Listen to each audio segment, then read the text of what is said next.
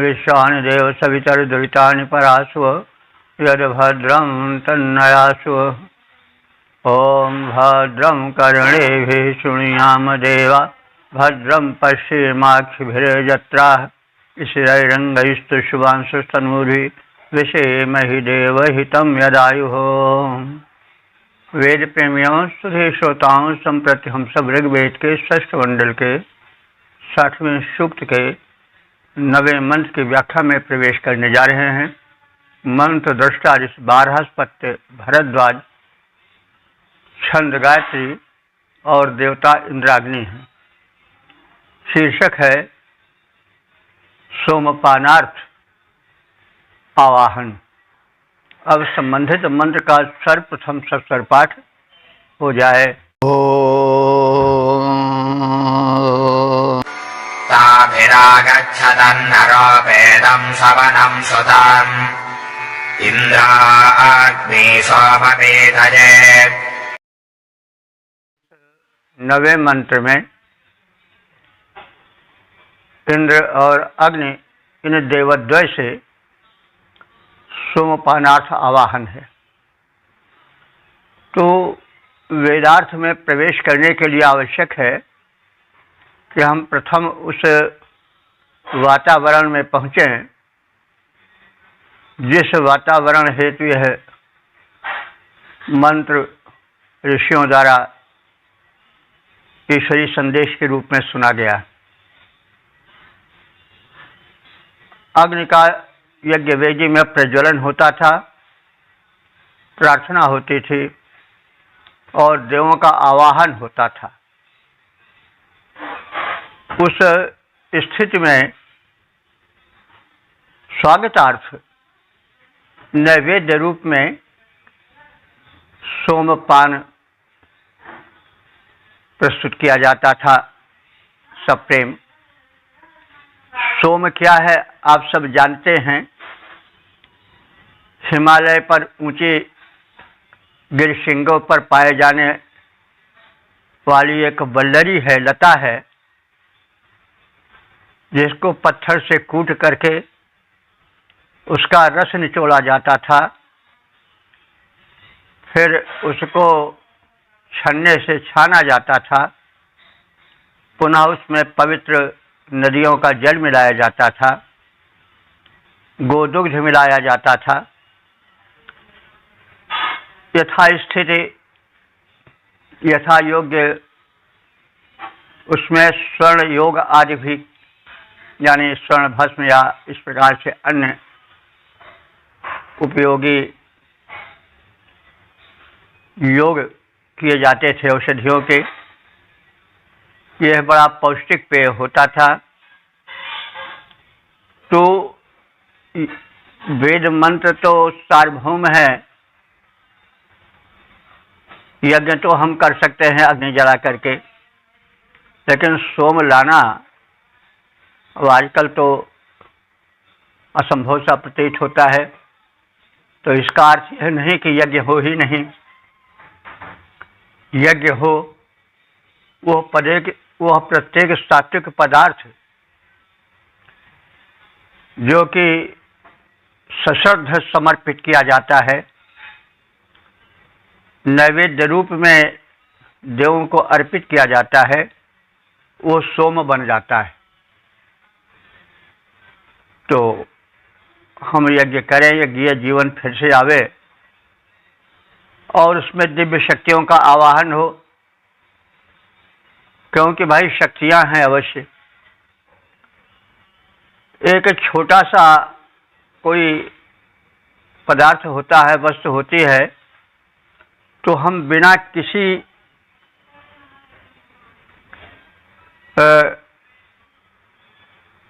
संकोच के, पशुपेश के यह मान लेते हैं कि उसका निर्माता कोई न कोई है। छोटी सी सुई है, उसे देखते हैं तो पूछने की आवश्यकता नहीं होती, अपने आप विचारा जाता है कि इसको किसी ने बनाया है। बनाने वाला कोई हो, हिंदू हो, मुसलमान हो, क्रिश्चियन हो, जवान हो, वृद्ध हो, कैसा भी हो, किसी भी समय बनाए हो, लेकिन वो बना है, इस पर हम विश्वास कर लेते हैं। तो इतना बड़ा ब्रह्मांड है, इतनी बड़ी दुनिया है, इसमें एक व्यवस्थित क्रम चल रहा है, सूर्योदय का, सूर्यास्त का, ऋतुओं के आने जाने का, जन्म का, मरण का। तो यह न मानना मूर्खता के अतिरिक्त और क्या कहा जा सकता है कि कोई इन सब वस्तुओं का बनाने वाला नहीं है। तो भाई कोई आवश्यक नहीं कि जो वस्तु बनी है हम उसके बनाने वाले को देख ही लें। 90% से अधिक हम देखते हैं कि हम वस्तु का उपभोग करते हैं, लेकिन विश्वास कर लेते हैं बिना देखे हुए उस व्यक्ति के जिसने उसे बनाया है कि इसका कोई बनाने वाला अवश्य है। तो फिर इतने बड़े प्रबंधन को, इतनी बड़ी व्यवस्था को चलाने वाला कोई है ही नहीं, यह कैसे कहा जा सकता है? है अवश्य कोई आवश्यक नहीं कि हम उसको या कोई उसको देखे ही। हाँ, लोग अपने अपने विश्वास के हिसाब से देखते भी हैं। ऐसा उल्लेख मिलता है कि तमाम साधकों को ईश्वर के दर्शन हुए हैं। तुलसीदास को राम रूप में, सूरदास को कृष्ण रूप में, इसी प्रकार से अनेक ऐसे सिद्ध संत भक्त हुए हैं कि उन्हें उनके श्रद्धानुसार उस भगवत्ता का दर्शन भी हुआ था। मीराबाई कृष्णानुरक्ता थी, उनके गिरधर गोपाल आते थे, उनसे बातचीत करते थे, ऐसा उल्लेख मिलता है। तो भाई कोई न कोई शक्ति है अवश्य, एक शक्ति भी है, और शक्ति के रूप में अनेक वितरित व्यक्तित्व हैं, छिटके हुए व्यक्तित्व हैं। जैसे शक्ति तो निहित है राजा में, या उसके स्थान पर कोई हो, प्रधानमंत्री हो, राष्ट्रपति हो, तो शक्ति तो एक में है, लेकिन शक्ति का वितरण भी हुआ है। मंत्रिमंडल है, अनेक विभाग हैं, उनके विभागाध्यक्ष हैं, और वो क्रम बड़ी दूर तक चला है, और प्रत्येक व्यक्ति को उनके पास पहुंचना होता है, प्रार्थना पत्र लगाना पड़ता है।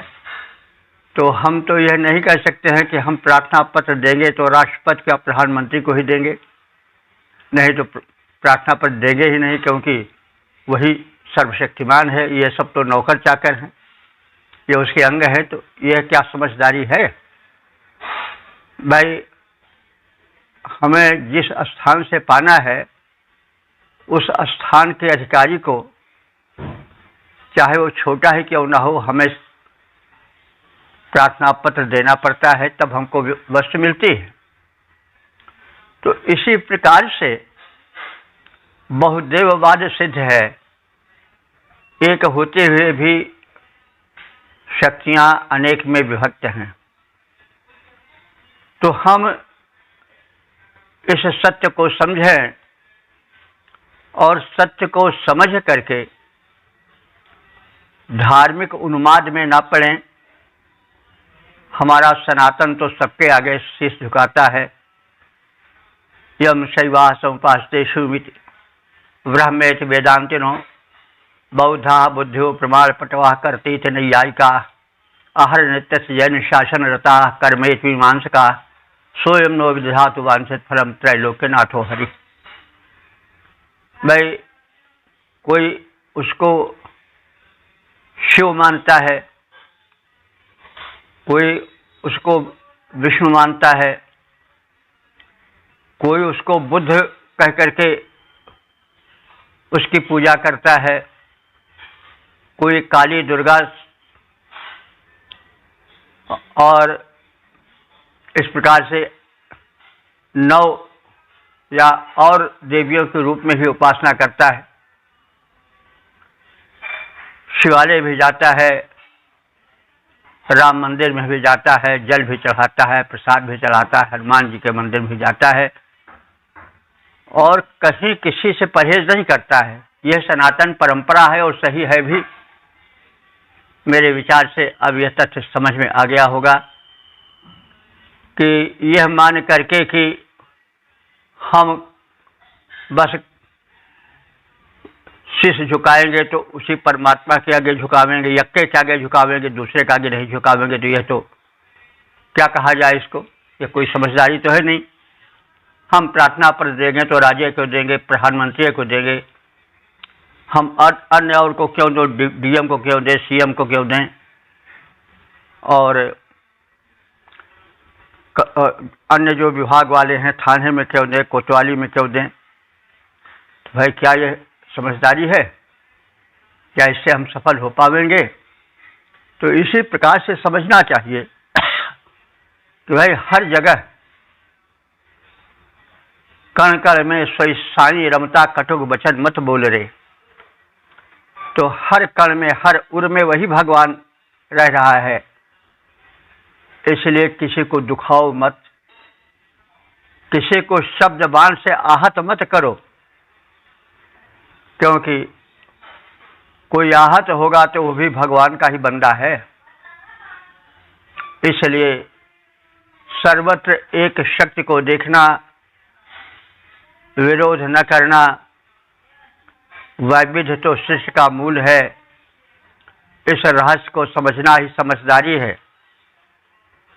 तो यह सनातन सत्य है और सनातन धर्म का संदेश है जो कि वैदिक है। वेदों में कहा गया है कि एकम सद विप्रा बहुधा वदंती। तत्व तो वो एक ही है, एक ही सत्य है, लेकिन उसको भिन्न भिन्न प्रकार से संबोधित किया जाता है और सब अपने अपने स्थान पर ठीक ही हैं।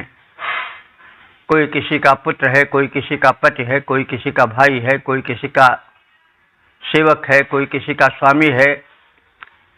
एक ही बंदे से न जाने कितने संबंध बंधे हैं, सब अपने अपने ढंग से उसको संबोधित करते हैं। कोई अगर बीच में पड़ जाए कि साहब ये तो हमारा पिता है, आप पुत्र क्यों कहते हो, ये तो हमारा बहन हो, ये साला क्यों कहते हो, और उठाए ले लट्ठे, तो क्या हम उसे समझदारी कहेंगे? कभी नहीं। इसलिए इस सनातन सत्य को समझो और निरर्थक विवाद में मत पड़ो। यही वेद का संदेश है। तो यहाँ पर इंद्र और अग्नि, इन देवद्वय को यज्ञ में आहूत किया गया है। इंद्र परब्रह्म परमात्मा का नाम है, अग्नि उसका तेजस्वी रूप है जो कि भिन्न भिन्न रूपों में व्याप्त है, जो हमारे घर में प्रकाश करता है, हमारे नेत्रों में ज्योति बनकर समाया हुआ है, उदर में जठराग्नि बनकर बैठा है, शरीर में ऊर्जा बनकर है। ऊर्जा का जो कुछ स्रोत है वो सब अग्नि से ही जुड़ा है। तो इस प्रकार से इंद्र और अग्नि दोनों है। भाई जब हम पत्थर में भगवान देखते हैं और पत्थर में इतना है कि एक ही पत्थर से मूर्ति बनाई गई है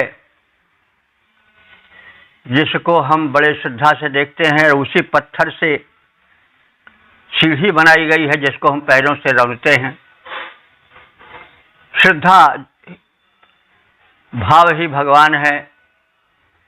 तो इन सब सत्यों को जो देखता है वही सच्चा देखने वाला है, नहीं तो अंधा है। इसलिए सत्य को समझना चाहिए और सत्य को समझ करके आचरण करना चाहिए। तो सर्वत्र है, न जाने किस रूप में बाबा मिल जाए भगवान रे। भगवान कहीं किसी भी रूप में मिल सकता है। श्रद्धा चाहिए, वो तो सर्वत्र है, कहो सो कहाँ जहाँ प्रभु नाही, और प्रेम से प्रकट हो तो जिम यागी। तेह समाज गिरजा में रहूं, अवसर पाए वचन यक कहूं, प्रभु व्यापक सर्वत्र समाना, प्रेम से प्रकट होई मैं जाना। तो भाई ये सत्य है, सत्य के झरोखे से ही हम झांकेंगे तो हमें सच्चाई से परिचय प्राप्त हो सकेगा, अन्यथा भ्रम में हम भटकते रहेंगे। तो इस 9वें मंत्र में इंद्र और अग्नि, इन देवद्वय का आवाहन किया गया है और कहा गया है, इंद्राग्नि, हे इंद्र और अग्नि देवद्वय, नरा तुम नेतृत्व विधायक हो। नेतृत्व माने अगुआ हो, आगे दिशा देने वाले हो, आगे पथ प्रदर्शन करने वाले हो, नेतृत्व विधायक हो। तुम्हें हम आवाहित करके यज्ञ भूमि में इदम सुतम समनम, इस निचोड़े गए, समन माने परिष्कृत सोमरस को तुम्हें समर्पित कर रहे हैं, और इस सोमरस के पीते पान के हेतु उप आगच्छतम, तुम दोनों देव इंद्र और अग्नि समीप आओ, यज्ञ भूमि में आओ और प्रस्तुत सोमरस का पान करो। हे नेतृत्व विधायक इंद्र और अग्निदेव, यह सोमरस निचोड़कर विधिवत तैयार किया गया है, इसका परिष्कार हुआ है, यह सुसंस्कृत हो चुका है, इसलिए इसके पानार्थ तुम दोनों आवाहित हो और हमारे यज्ञ भूमि पर आकर इस सोमरस का भक्ति भाव भरे समर्पण का पान करो, स्वीकार करो। सतपथ पर ले चलने वाले हे इंद्र अग्नि देवों महान, तैयार सोमरस रखा हुआ, आओ कर जाओ सोमपान।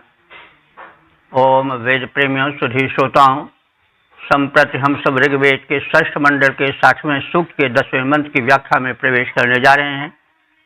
मंत्र दृष्टा बारहस्पत्य भरद्वाज, छंद गायत्री, देवता इंद्राग्नि, शीर्षक है अग्नि उपासना की सम्मत।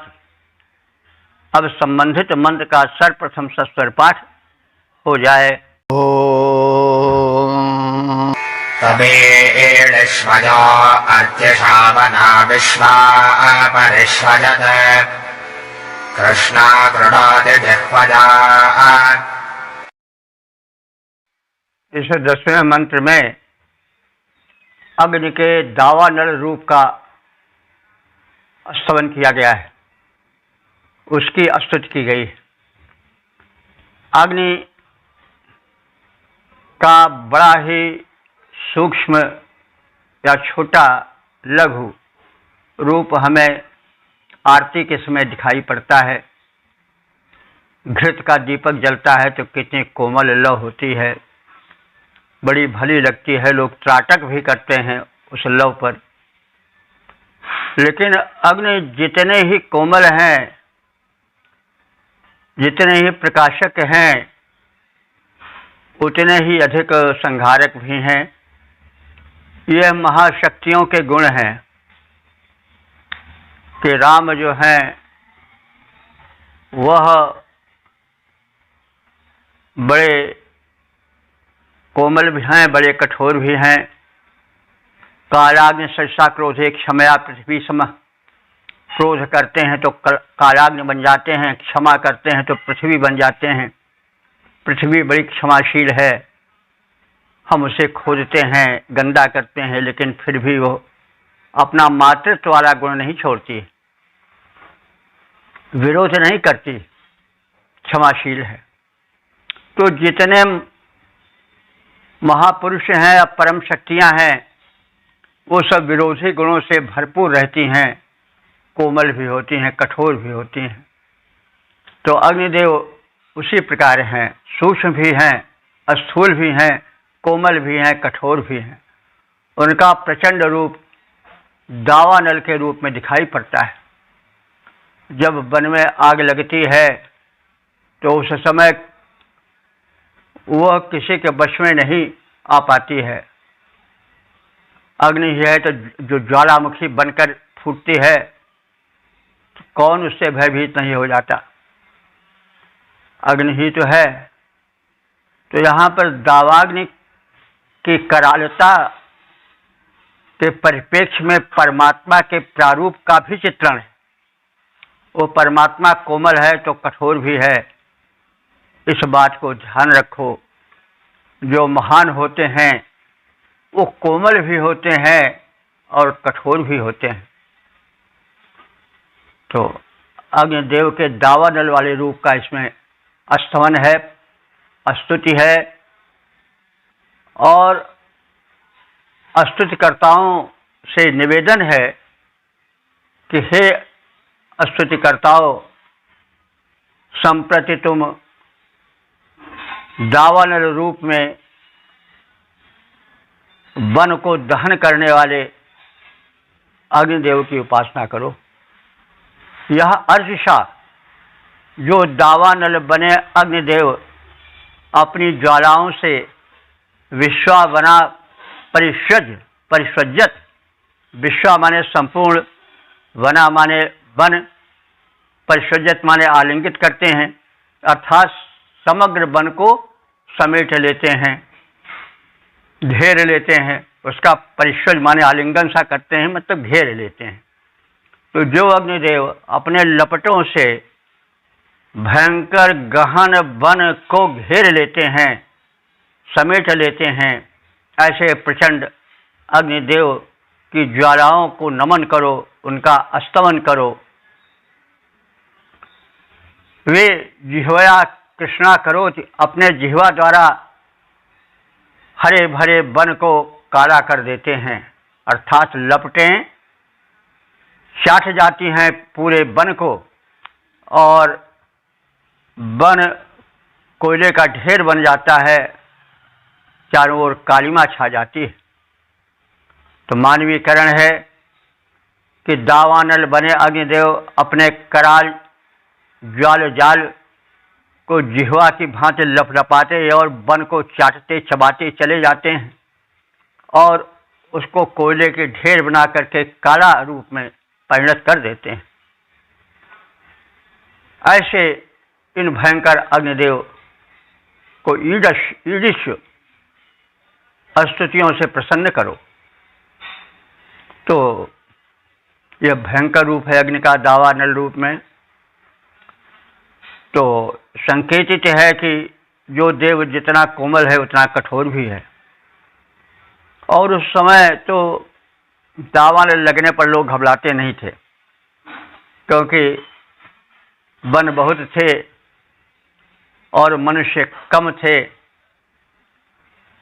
वन जल जाते थे तो अपने आप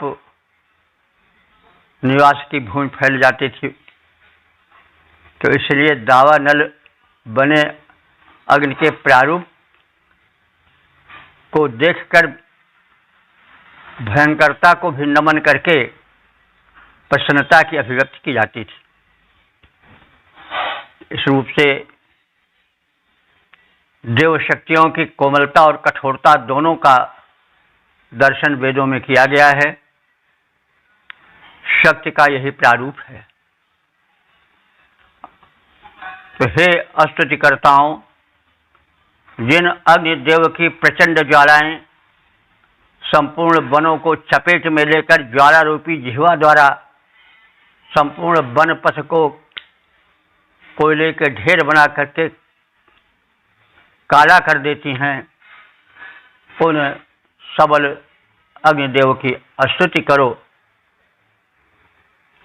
जिनकी प्रचंड ज्वालाएं उठकर लेती पूरा विपिन घेर, जिनकी प्रचंड ज्वालाएं उठकर लेती पूरा विपिन घेर, ज्वाला जिह्वा से चट करके कर देती हैं कोयला ढेर।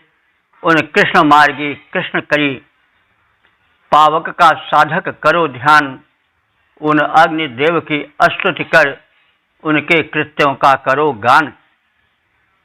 ओम वेद प्रेमियों सुधे श्रोताओं, संप्रति हम सब ऋग्वेद के षष्ठ मंडल के 60वें सूक्त के 11वें मंत्र की व्याख्या में प्रवेश करने जा रहे हैं। मंत्र दृष्टा इस बारहस्पत्य भरद्वाज, छंद गायत्री, देवता इंद्राग्नि। शीर्षक है यज्ञशीलों यज्ञकर्ताओं हेतु इंद्रदेव सुवृष्टि दान करते हैं। अब संबंधित मंत्र का सर्वप्रथम सस्वर पाठ हो जाए। य इद्ध आविवासद्य सुम्नमिन्द्रस्य मर्त्याः द्युम्नाय सुतरा अपः। इस 11वें मंत्र में सुवृष्टि हेतु इंद्र की उपासना की सलाह दी गई है। इंद्र वृक्ष का, वर्षा का देवता है और वर्षा पर ही जीवन निर्भर करता है धरती का। यदि वृक्ष न हो, जल न हो तो जीवन नहीं रहेगा। इसलिए जल का एक नाम जीवन भी है। जीवन जल का पर्यायवाची भी है। तो इंद्र वृक्ष के नियामक देव हैं और सुवृष्टि पर भूतल का सुख वैभव, यहाँ तक कि जीवन निर्भर है। इसलिए यज्ञकर्ताओं को, मनुष्यों को यज्ञ माध्यम से इंद्र को प्रसन्न करने की नेक सलाह दी गई और कहा गया है यह मर्त्य जो मरणशील मानव इंद्रस सुमनम, इंद्र को सुख देने के लिए, सुमनम सुख देने के लिए, उसकी तृप्ति के लिए इद्धे अविवासित, इद्धे माने प्रदीप्त अग्नि में, आविवासति माने हव्यान्न समर्पित करता है। उस समर्पक के लिए, उस हव्यान्न आहुति देने वाले यजमान के लिए वह इंद्र द्युम्नाय, उसके द्युम्न, द्युम्न कहते हैं वैभव को, तो द्युम्नाय उसको धन वैभव देने के लिए और उसके संवर्धन के लिए इंद्र, ये समर्थ इंद्रदेव अपह, अपह माने जल, सुतराह माने पर्याप्त रूप में प्रदान करते हैं, यानी सुवृष्टि यथेष्ट रूप से करते हैं। जो मनुष्य प्रज्वलित अग्नि में वर्षा के अधिपति नियामक इंद्र के लिए सुखकर आहुतियां प्रदान करता है, इंद्र देवता उसके धन वैभव संवर्धन हेतु उसके हित में पर्याप्त सुवृष्टि करते हैं। जो दीप्त अग्नि में इंद्र हेतु करता है प्रिय आहुति प्रदान, जो दीप्त अग्नि में इंद्र हेतु करता है प्रिय आहुति प्रदान, उसके वैभव संवर्धन हित करता है इंद्र सुवृष्टि दान। ओम वेद प्रेमियों सुधी श्रोताओं, संप्रति हम सब ऋग्वेद के षष्ठ मंडल के 60वें सूक्त के 12वें मंत्र की व्याख्या में प्रवेश करने जा रहे हैं। मंत्र दृष्टा बारहस्पत्य भरद्वाज, छंद गायत्री, देवता इंद्राग्नि और शीर्षक है पुष्ट अन्न और अश्व प्राप्ति हेतु प्रार्थना। अब संबंधित मंत्र का सर्वप्रथम सस्वर पाठ हो जाए। तानो वाजपतेर्ष आशोन् बिभ्रतमर्वतः इंद्रपत्नीं च वोढवे। इस 12वें मंत्र में इंद्र और अग्नि, इन दोनों देवों से प्रार्थना की गई है कि वे हम उपासकों को पुष्ट अन्न दें ताकि हम बलशाली बने, और इसके साथ साथ ही हमें पुष्ट, स्वस्थ, तीव्रगामी, गतिशील घोड़े भी प्रदान करें ताकि उसके माध्यम से हम दूर दूर तक जा करके तुम्हारी भक्ति का प्रचार प्रसार कर सकें। तो प्रचार प्रसार पहले भी आवश्यक था, आज भी आवश्यक है, कल भी आवश्यक रहेगा। भाई जंगल में मोर नाचा किसने देखा? तो भाई किसी चीज के महत्व को कोई तभी जान पाता है जब वो जनता के समक्ष आवे। परमात्मा समर्थ है, सर्वशक्तिमान है, दाता है, महान है, अजर है, अमर है, यह सब सत्य है। लेकिन जब तक उसका प्रचार प्रसार नहीं होगा तब तक लोगों में नास्तिकता ही फैलेगी। लोग मनमानी करेंगे कि कुछ नहीं, न कोई देव है न कुछ है, लूटो मारो खाओ। तो फिर यह तो एक बड़ा ही नकारात्मक, बड़ा ही विनाशक विचार है। इसी के कारण संसार में अशांति है। नहीं तो भाई संसार में यदि व्यक्ति का सुधार हो जाए, यदि उसमें सुमति आ जाए तो धन का अभाव ही नहीं है। प्रभु के दिए हुए सुख इतने हैं विकीर्ण धरती पर, भोग सकें जो उन्हें परस्पर, कहाँ अभी इतने नर। जनसंख्या का कोई मतलब नहीं। जितना सुख भगवान ने दिया है, जितना धन वैभव अन्न कोष दिया है, उसको भोगने वाले अभी इतने मनुष्य हो ही नहीं सके। फिर गरीबी क्यों है? गरीबी इसलिए है कि समान वितरण नहीं है। कोई अरबों खरबों दबाए बैठा है जिसमें कि अरबों खरबों का गुजर हो सकता है, और कोई दोनों समय भोजन नहीं पा रहा है। तो यह मनुष्य की कमी है। तो इसको किस संदर्भ में कहा गया कि हम भगवत्ता का प्रचार प्रसार करें? उससे लाभ क्या होगा कि मनुष्य ईश्वरीय सत्ता पर विश्वास करेगा और मनमानी नहीं करेगा, अनुचित नहीं करेगा। प्रयोजन यही रखना चाहिए। यह नहीं कि हम प्रचार प्रसार करें इसलिए कि राम का नाम लो, राम नाम जपना पराया माल अपना।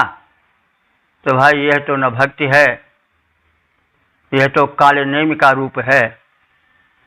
तो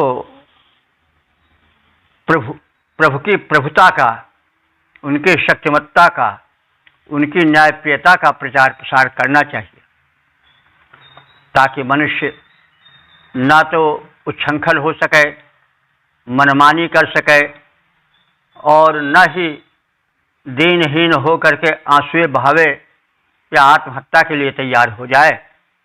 तो इसलिए आस्तिकता का बड़ा महत्व है। तो यहाँ पर जो कहा गया है कि हे इंद्र और अग्नि, हमें पोषक अन्न दो, अन्न देंगे भगवान तभी तो हमारा शरीर स्वस्थ रहेगा, और इसके साथ ही साथ हमें साधन देंगे प्रचार प्रसार के, तीव्र गति के वाहन देंगे, तो हम स्थान स्थान पर पहुंच करके उस भगवान की भगवत्ता का, शक्तिमत्ता का प्रचार प्रसार करेंगे। और जो निराशा में डूबे हैं उनको आशा का प्रकाश दिखावेंगे, और जो उद्दंडता अथवा अपने घमंड में भूले फिरे हैं और भगवत्ता का, परमात्म तत्व का तिरस्कार करते हैं, उनको बताएंगे कि एक बहुत बड़ी शक्ति है, उसके आगे कोई नहीं है, तो अपनी सीमा में रहो। तो इस तरह से शक्तिमत्ता का, भगवत्ता का, भगवान पर विश्वास का, उसके प्रचार प्रसार का एक अपना महत्व है। उससे न तो धनी मनमानी कर सकता है और न गरीब दुखी होकर आंसू बहाकर जीवन गुजार सकता है। दोनों अपने अपने स्थान पर सुखी, स्वस्थ और संपन्न रह सकते हैं, क्योंकि सुख तो एक मन की स्थिति है। हम थोड़े में अपने को बहुत सुखी मान सकते हैं और बहुत में अपने को दुखी रूप में देख सकते हैं। तो इन्हीं आशयों को ध्यान में रख करके मंत्र का अर्थ समझना चाहिए कि हे इंद्र और अग्निदेवों, तुम बलवर्धक अन्न दो ताकि हम स्वस्थ रहें, हमारे शरीर में शक्ति रहे, हम संसार की अधिकाधिक सेवा कर सकें, सुरक्षा कर सकें, अपने की और अपनों की और समाज की। हे इंद्र और हे अग्निदेव, तुम हमें बलशाली जीव गति वाले अश्व दो ताकि उसके माध्यम से हम चारों ओर घूम घूम करके तुम्हारी भक्ति का प्रचार प्रसार कर सकें, ताकि संसार मनमानी से और निराशा के दौर से न गुजरे, अपने मानसिक संतुलन को बनाए रखें। इसलिए हे भगवान, हमें आप भोजन के लिए पुष्ट अन्न दो और वाहन दो ताकि हम सरलता से पहुंच करके तुम्हारी महत्ता का, तुम्हारी शक्तिमत्ता का, तुम्हारी उदारता का चारों ओर प्रचार प्रसार कर सके, ताकि धरती पर संतुलन बना रहे।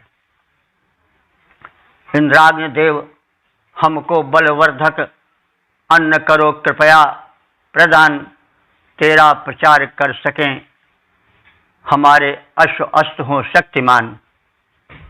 ओम। वेद प्रेमियों, सुधी श्रोताओं, संप्रति हम सब ऋग्वेद के षष्ठ मंडल के 60वें सूक्त के 13वें मंत्र की व्याख्या में प्रवेश करने जा रहे हैं। मंत्र दृष्टा इस बार हस्पत्य भरद्वाज, छंद त्रिशुप, देवता इंद्राग्नि और शीर्षक है अन्न प्राप्ति हेतु देवोदय का आवाहन। अब संबंधित मंत्र का सर्वप्रथम सस्वर पाठ हो जाए।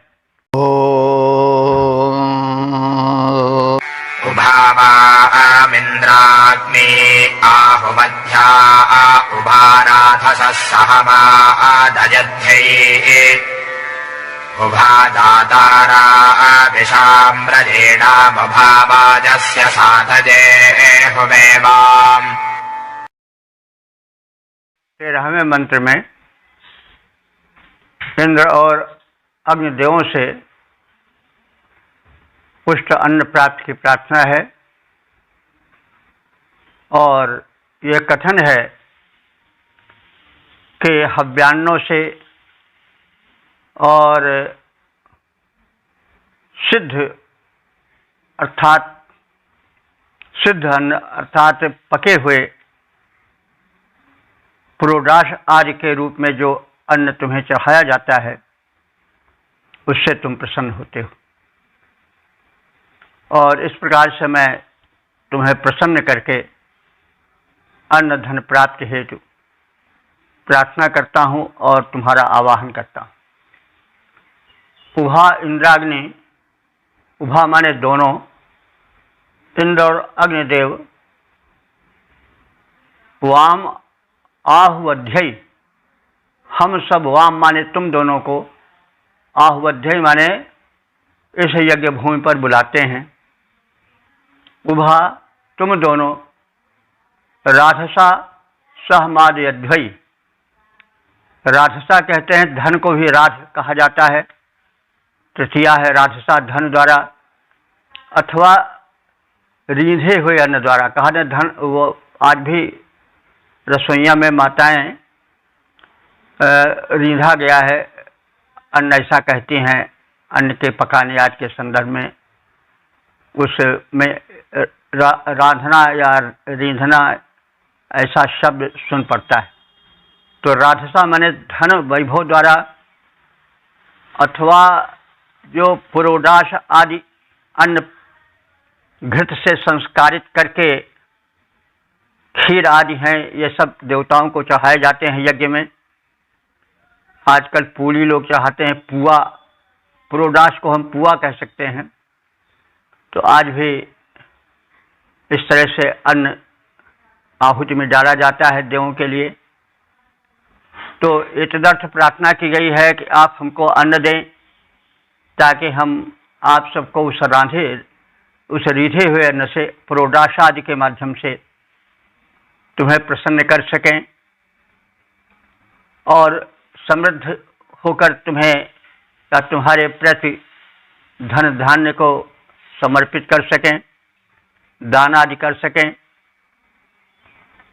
ईशाम रैणाम उभा दातारा, तुम दोनों जो हो वो समर्थ हो। ईश कहते हैं अन्न को, ईशाम अन्न के, और रैणाम माने अनेक प्रकार के समृद्धियों के, रई धन को कहते हैं, रैणाम धनों के, समृद्धियों के। उभा दातारा, तुम दोनों देवद्वय देने वाले हो। वाजस साते, वाज माने अन्न अथवा शक्ति, साते माने प्राप्ति के लिए, अन्न और शक्ति आदि की प्राप्ति के लिए।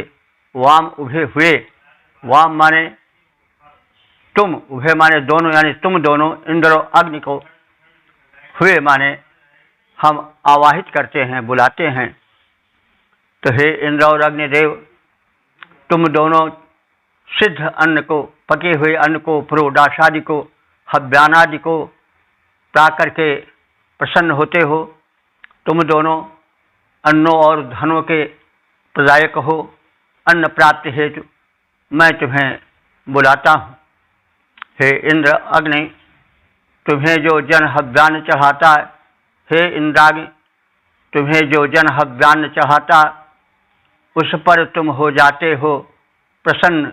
हे दाता, अन्न और धन दोनों तुमसे जग है पाता, अन्न और धन दोनों तुमसे जग है पाता।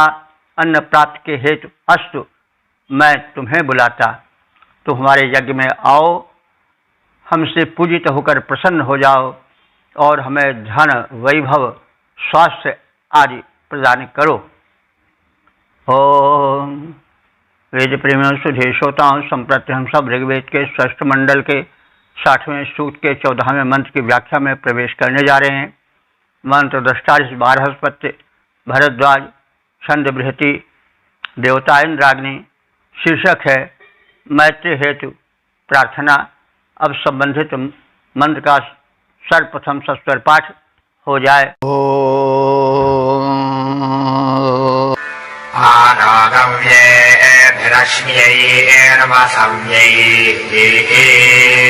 ऐरवगच्छताम् सखा आजौ देवौ सख्याय शम्भवेन्द्राग्नेता हवामहे। इस 14वें मंत्र में इंद्र और अग्नि इन देवद्वय का अश्वधन, गोधन और अन्न धन धान्य की उपलब्धि हेतु आवाहित किया गया है। उनसे सख्य भाव की भक्ति की कामना की गई है और यज्ञ में उनका आवाहन किया गया है। इंद्राग्नि, हे इंद्र और अग्निदेव, गव्यैः, गव्यैः माने गायों के समूह के साथ। गव्य गो समूह को कहते हैं। वैसे गव्य जो गाय से उत्पन्न होने वाला दुग्ध और दही, मक्खन, घृतादि है, वो भी गव्य कहा जाता है, बल्कि उसका मलमूत्र भी गव्य के अंतर्गत आता है, लेकिन गव्य जो है वो गो समूह के लिए, गायों के समूह के लिए भी प्रयुक्त होता है। यहाँ पर गव्य जो है गो समूह के लिए, यानी हमें झुंड की झुंड गायें दो, पर्याप्त गोधन दो, यह आशय है। तो गव्य ही माने गायों के समूह द्वारा, अशव्य ही माने अश्वों के समूह द्वारा, वसव्य ही माने वसु कहते हैं धन को, वसव्य ही माने धनों के द्वारा, न उप आगच्छतम हमारे समीप आओ, सखायो देवो मित्र रूप दोनों देवों, शंभुआ इंद्राग्नि, शंभुआ माने कल्याण करने वाले हो, इंद्राग्नि हे इंद्राग और इंद्र अग्निदेव तुम शंभुआ हो। शंभुआ माने कल्याण करने वाला, शम माने कल्याण, वही भू माने प्रदायक, शंभु, तो जो कल्याण प्रदान करे वही शंभु है। तो यहाँ शंभुआ जो है तो द्विवचन है, इंद्र और अग्नि के लिए आया है।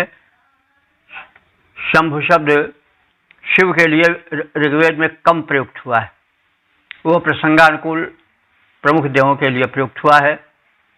तो शंभुआ हे कल्याणप्रद इंद्र और अग्निदेव, सख्या हवा महे, हम तुम्हें मैत्री भाव से आवाहित कर रहे हैं, बुला रहे हैं। हे इंद्र और अग्निदेव, तुम गायों, अश्वों और अन्य धनों के साथ हमारे समीप आओ। हम मित्र रूप इंद्र और अग्निदेवों को जो मंगल करने वाले हैं उन्हें मित्रता के लिए बुलाते हैं। तो मैत्री भाव की भक्ति का वेदों में विशेष उल्लेख है, क्योंकि मैत्री की भक्ति ज़्यादा प्रसिद्ध है। बाद में तो हिंदी में अष्टछाप के कवियों में तो मैत्री भाव की उपासना है, वहाँ दास्य भाव की भक्ति को महत्व नहीं दिया गया है। सूरदास पहले दास्य भाव की भक्ति करते थे, लेकिन जब स्वामी वल्लभाचार्य उत्तर प्रदेश में आए, उत्तर भारत में आए दक्षिण भारत से, तो उन्होंने पुष्ट मार्ग का प्रचार प्रसार किया। पुष्ट मार्ग की भक्ति में सख्य भाव की प्रधानता है, क्योंकि मित्र से अधिक निकटता से अपने दुख दर्द को सुना सकता है, निसंकोच अपनी सारी बातें कह सुन सकता है।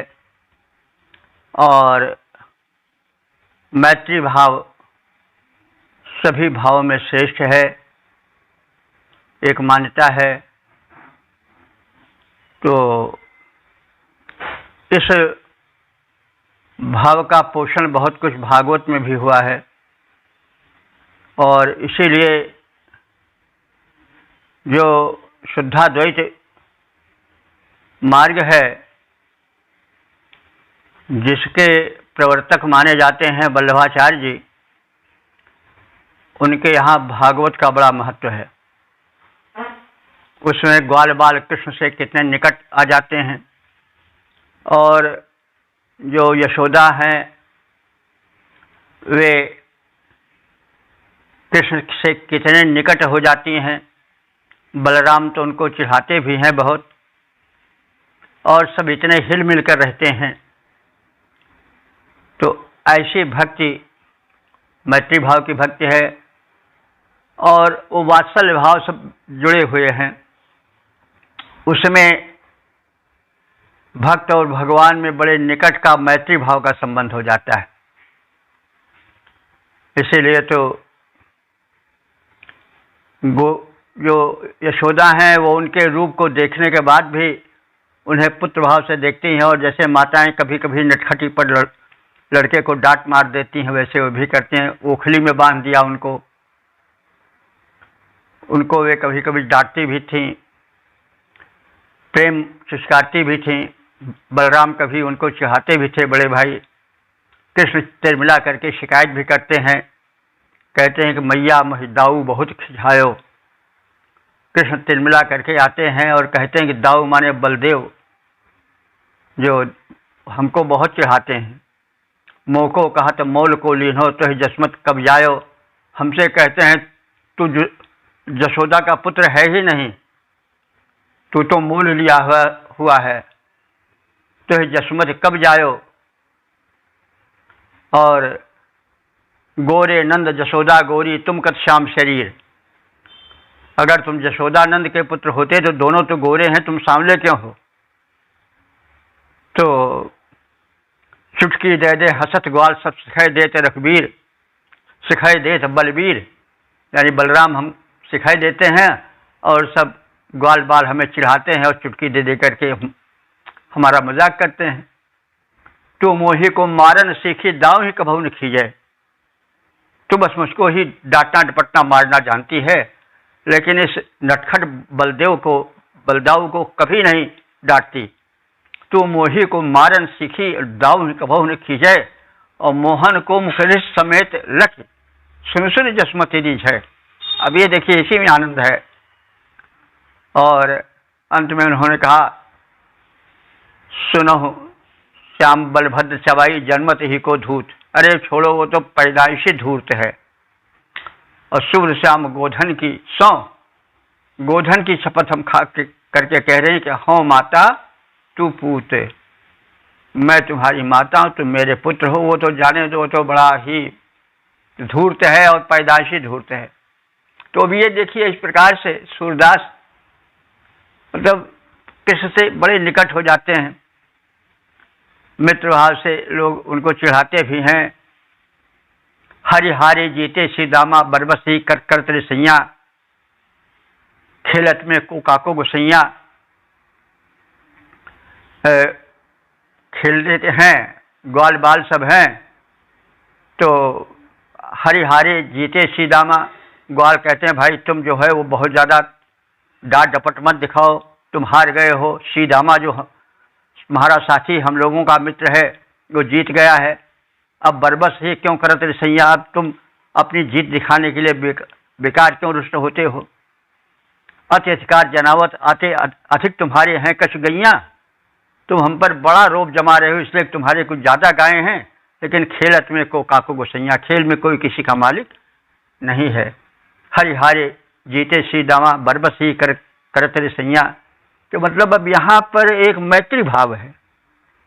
मैत्री भाव में जो आराध्य है वो बिल्कुल घुल मिल जाता है आराधक के साथ, और आराधक और आराध्य में भेद नहीं रह जाता। तो यह जो है वो सख्य भाव की भक्ति है,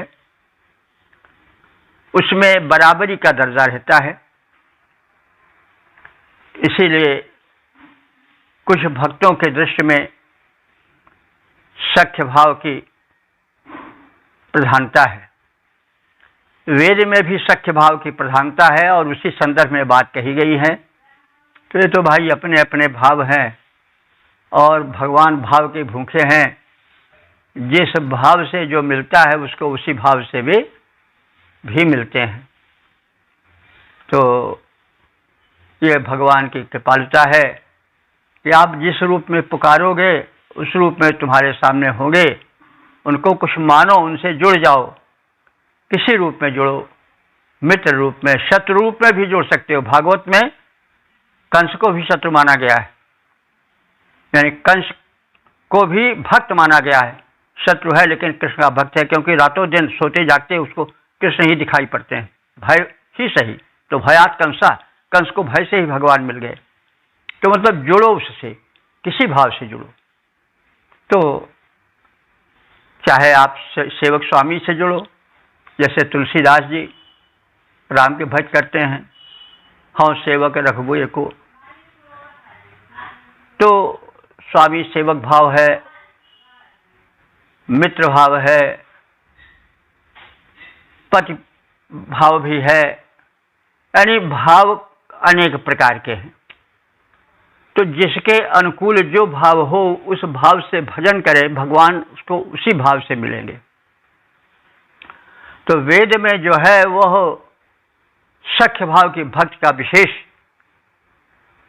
महत्व है और आप मंत्रों में देखते सुनते आ रहे होंगे कि मित्र भाव से देवों को देखा गया है और उनकी मैत्री की कामना की गई, क्योंकि मित्र मित्र से बहुत निकट होकर के बातें कर लेता है। मित्र जो है पापा निवाराय के जो जयते हिताय गुह्यम च गुहति गुणान प्रकृति करोति आपद गतम न जहात ददाति काले सन्मित्र लक्षण मिदम प्रवदंत संता। कि भाई ये मित्र है, वो मित्र नहीं जो कि गजेलू यार किसके दम लगा के खिसके, ऐसे मित्र नहीं। मित्र हो तो कृष्ण सुदामा की तरह। तो बहरहाल ये भक्ति के अनेक प्रारूप हैं। ऋग्वेद में मित्र भाव की भक्ति का स्थान अधिक है, हम लोग मंत्रों में देखते आ रहे हैं। तो ये सब हमने थोड़ा भक्ति भाव और विविध भाव से की जाने वाली भक्ति के विषय में थोड़ा कह दिया। तो हे इंद्र और अग्निदेव, तुम गायों, अश्वों और धन धान्यों के साथ हमारे समीप आओ, मित्रवत आओ। हम मित्र रूप इंद्र और अग्निदेवों को जो मंगल करने वाले हैं उन्हें मित्र भाव से पुकार रहे हैं। वे आए, हमें धन धान्य से संपन्न बनाएं। हे इंद्र और हे अग्निदेव, हम सब हैं तेरे अनुगामी। तुम गोधन बाज अन्न धन के त्यों अन्न धनों के हो स्वामी। तुम मित्र रूप मंगलकारी। हम तुमको देव बुलाते हैं। हे देव उभय मित्रता हेतु आओ। हे देव उभय मित्रता हेतु आओ। हम तुम्हें बुलाते हैं, हम निष्दिन तुमको ध्याते हैं। ओम। वेद प्रेमियों सुधे श्रोताओं, संप्रति हम सब ऋग्वेद के षष्ठ मंडल के 60वें सूक्त के 15वें मंत्र की व्याख्या में प्रवेश करने जा रहे हैं। मंत्र दृष्टा इस बार हस्पत्य भरद्वाज, छंद अनुष्टुप, देवता इंद्राग्नि और शीर्षक है सोमपानार्थ आवाहन। अब संबंधित मंत्र का सर्वप्रथम सस्वर पाठ हो जाए। इंद्राग्ने शृणुतं हवयजमानस्य सन्मतः वेदं हव्यान्यागतं पिबतं सौम्यं मधो।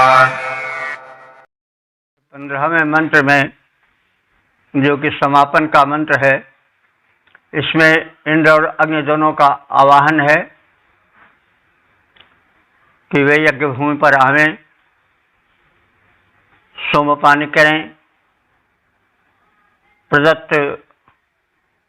प्रस्तुत हव्य द्रव्यों का उपभोग करें, प्रसाद रूप में उसे हम सबके हेतु उपयुक्त रूप से प्रस्तुत होने की भूमिका बनावें। और जो यजमान यज्ञ कर्म में लिप्त हैं उनको सुख और समृद्धि से परिपूरित करें, उनकी प्रार्थनाएं सुनें। इंद्राग्नि, हे इंद्र और अग्नि देव, सुन्नतः यजमान से, सुन्नतः माने जो सोमरस तैयार करके पूजा करते हैं वो सोमरस तैयार करने वाले यजमान कहे जाते हैं। जैसा बार बार कहा जाता रहा है कि सोमरस बड़ा दिव्य रस होता था, वह इंद्र को विशेष प्रिय था, अन्य देव भी उससे प्रसन्न होते थे। तो सोम रस को हम सोमलता से निचोड़ करके तैयार किए जाने वाला रस तो जाने ही, लेकिन प्रत्येक सात्विक नैवेद्य को हम सोम की कोट में रख सकते हैं, क्योंकि वेद तो तीनों काल के लिए हैं। सोम ना हो तो फिर यज्ञ रुकेगा नहीं। उसके स्थान पर जो सात्विक सप्रेम उपहार है, नैवेद्य है, वही सोम हो जाएगा। तो भाव भक्ति भरा समर्पण ही देव को प्रिय होता है, भले ही वो जूठी बेर ही क्यों न हो। पत्रम पुष्पम फलम तो यमयो में भक्तापेक्षति। पत्र पुष्प फल जो कुछ है वो सब सोम रस बन जाता है। तो उसको व्यापकता से देखना चाहिए।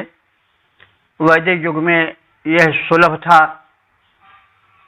और यज्ञों में इसका प्रयोग होता था।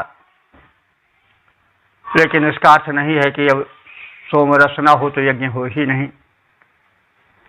प्रत्येक पदार्थ सोम बन जाता, अमृत बन जाता है, प्रसाद बन जाता है जब देव को समर्पित हो जाता है। इंद्राग्नि, हे इंद्र और अग्निदेव, सुन्नता है यजमान से जो सोमरस निचोड़ करके उसका परिष्कार करके देवार्पित करते हैं। ऐसे यजमान के यज्ञ में आओ और हवम श्रुतम, हवम माने आवाहन, प्रार्थना, उनकी प्रार्थनाओं को तुम दोनों सुनो। हव्यानि वीतम, और हव्य द्रव्यों की इच्छा करो, उसे प्रसन्नतापूर्वक स्वीकार करो। आगतम, कृपया तुम दोनों आगमन करो। सौम्यम मधु पिबतम, मधुर सोमरस का पान करो। हे इंद्र और अग्निदेव, सोमरस तैयार करके उसे परिष्कृत करके यज्ञ करने वाले यजमानों के द्वारा जो प्रस्तुत हुआ है उसको स्वीकार करो। साथ ही साथ उनकी प्रार्थनाएं भी सुनो। उनके प्रदत्त हव्यान्न को ग्रहण करने की इच्छा करो। आओ और सरस सोमरस पान कर प्रमुदित हो जाओ। कर तैयार सोमरस का करता कर तैयार सोमरस करता यजन, जो कि यजमान सुजान। कर तैयार सोमरस करता, कर तैयार सोमरस करता यजन, जो कि यजमान सुजान। कर प्रार्थना बुलाता तुमको, सादर जो कोई यजमान। कर इच्छा हव्यान की वहां आओ, सुन करके आह्वान और पहुंचकर यज्ञ स्थल को करो सप्रेम सोमरस पान। हे इंद्रदेव और अग्निदेव भगवान। तो इस प्रकार से हमने ऋग्वेद के षष्ठ मंडल के 60वें सूक्त के 15वें सूक्त के 15वां मंत्र की संक्षिप्त में शब्दार्थ व्याख्या आदि से परिचय प्राप्त किया। और अब तक ले जो हम लोगों की यात्रा हो चुकी है इस वेद मंत्र के कथन श्रवण क्रम में, वो 5001 डगों वाली है। यानी 5001 मंत्र अब तक ले व्याख्यायित हो चुके हैं एक तरफ से, कोई मंत्र छूटा नहीं है। तो यह परम प्रभु की बड़ी कृपा है। तो जैसा आप सब जानते हैं कि ऋग्वेद प्रार्थनाओं का मंत्र है। इसमें देव विशेष का जो इस प्रकृति की परम शक्तियां हैं और जिनमें परमात्मा समाया हुआ है विशेष रूप से, उनको देव की पदवी दी गई है। देव माने वह जो दानाद, द्योतनाथ, दीपनाद व देव, जो प्रदान करे, जो प्रकाशित हो, जो प्रकाशक बने, वही देव है। तो यावत शक्तियां देव हैं, इनमें से कुछ का नाम दिया गया है। इंद्र और अग्नि इसमें प्रमुख हैं इस सूक्त में। तो जैसा प्रार्थना का क्रम होता है वैसे इंद्राग्नि की प्रार्थना की गई है, उनका आवाहन किया गया है यज्ञ भूमि पर और उनकी उपासना का फल बताया गया है। उनसे जो है वह अन्न धन प्राप्ति की प्रार्थनाएं की गई हैं, क्योंकि जब तक व्यक्ति संपन्न नहीं रहेगा तब तक क्या वो प्रदान करेगा। जिस बादल में जल नहीं रहेगा उसकी क्या महत्ता, वह सम्मान नहीं पावेगा। तो जिसमें कुछ होता है वही मान पाता है। छूछ तोका के पूछ। तो इसलिए धन धान्य होना आवश्यक है। धन धान्य हो लेकिन उसका दुरुपयोग न हो। धन हो, धन के साथ दान हो, यही वैदिक व्यवस्था का आदर्श है। तो धन की अनेक कोटियां हैं। वैदिक युग का धन गोधन, अन्न धन, अश्वधन आदि प्रमुख धन थे। तो इनकी प्राप्ति हेतु तो भौतिक उपलब्धियां हैं, क्योंकि भौतिक उपलब्धि भी आवश्यक है। परलोक का मार्ग इसी लोक से होकर जाता है। जब तक यह लोक नहीं संभलेगा तब तक परलोक भी नहीं संभलेगा। लेकिन धन आ जाने पर, पद मिल जाने पर विशेष बुद्धि और सतर्कता की आवश्यकता होती है, क्योंकि जो जितने ऊंचे से गिरता है उसको उतने अधिक चोट लगती है। इसलिए जो शिखरारूढ़ हैं उनको बहुत सावधान रखना चाहिए। तो धन से समृद्ध लोग, पद आदि के जो स्वामी हैं, जो पदाधिकारी हैं, वे ऊंचे हैं, लेकिन उनकी जिम्मेदारी भी उतनी ऊंची है। उनका पतन होगा तो उनको अधिक चोट लगेगी। इसलिए धनी होना, संपन्न होना आवश्यक है, कोई बुराई नहीं है, लेकिन उसके साथ साथ सत्यता को भूल जाना, अहंकार से भर जाना, यह पतन है, यही गलती है। यही बताना चाहता है वेद। प्रत्येक मंत्र इसी की दुहाई देता है।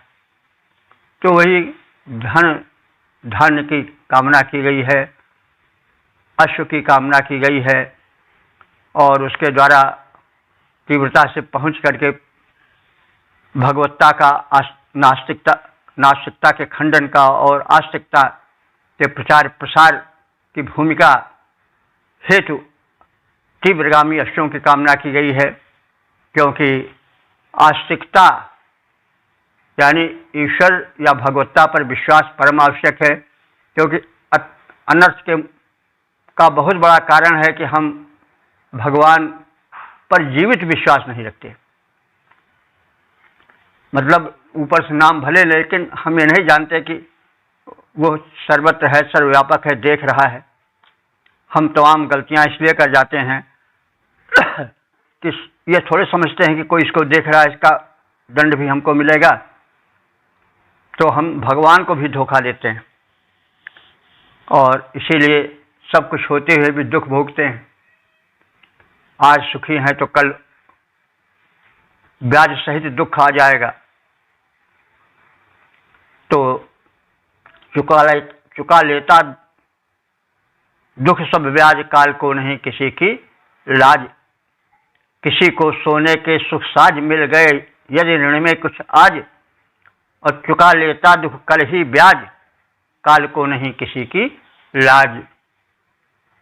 तो भाई किसी को धन धान्य मिल गया है तो समझ लो कि वो कर्ज पर मिला हुआ है, तो क्योंकि वो तुम्हारा अपना नहीं है। और यदि अपना मानकर चलोगे, दगाबाजी करोगे, तो फिर ब्याज सहित वसूली होगी, और फिर कर्जदार की क्या दशा होती है वो कहने की आवश्यकता नहीं है। इसलिए जीवन में संभल कर चलो। यदि पैर डगमगाए तो नीचे गिरने में विलंब नहीं लगेगी, और जो जितने ऊंचे से गिरेगा वो उतने चोट खाएगा। इसलिए जो बहुत धनी मानी हो गए हैं, जब उनका पतन होने लगता है तो उनकी तिलमिलाहट देखिए, कैसे दुखी होते हैं, कैसे तिलमिलाते हैं, कैसे घुटन में जीते हैं। तो इन सबको देखकर शिक्षा लेनी चाहिए। हम शिक्षा नहीं लेते हैं, कभी दुखी रहते हैं, और यही शिक्षा न लेना ही नास्तिकता है। और तथ्य को समझना ही आस्तिकता माने भगवत्ता की मान्यता देना है। इसलिए सही रूप में जो भगवत्ता पर विश्वास करता है, जो आस्तिक है, वह कभी निराश नहीं होता, कभी हताश नहीं होता, और कभी घमंड से गर्व से भरता भी नहीं, कभी मर्यादा का त्याग भी नहीं करता है। तो इसलिए सब कुछ तुम्हारा है लेकिन कुछ भी नहीं तुम्हारा है, ये ध्यान रखना चाहिए। तो जियो तो ऐसा जियो जैसे सब कुछ तुम्हारा है, और मरो तो ऐसा मरो जैसे कुछ भी नहीं तुम्हारा है। तो जीवन में यही है कि भाई यही विवेक है, और विवेक नहीं रहता तो फिर व्यक्ति अंधे की तरह है, कहाँ गिर जाए, कहाँ पतन हो जाए, कोई ठिकाना नहीं। तो किसी वश को दूरदर्शी बनकर देखना चाहिए। तो यही सब है। इस सूत्र में भी वही सब कहा गया है। शत्रु संहार की प्रार्थना की गई, शत्रुओं की तमाम कोटियां होती हैं ये भी बताई गई है। सोमपानार्थ प्रार्थना की गई है, और इंद्राग्नि उपासना से सुवृष्टि की कामना की गई है, धन धान की कामना की गई है, सोमपान की प्रार्थना की गई है। तो इन्हीं सब भाव से भरा हुआ है। तो भाव की कमी नहीं है। भाव के ग्रहण की आवश्यकता है। हम सब वैदिक भाव को ग्रहण करें, उसकी दिव्यता देखें, उसके प्रचार प्रसार में संलग्न रहें और समझें कि इसके द्वारा आत्म कल्याण और विश्व कल्याण दोनों संभव है। ओम सर्वे भवन्तु सुखिनः, सर्वे सन्तु निरामयाः, सर्वे भद्राणि पश्यन्तु, मां कश्चित् दुःख भाग् भवेत्।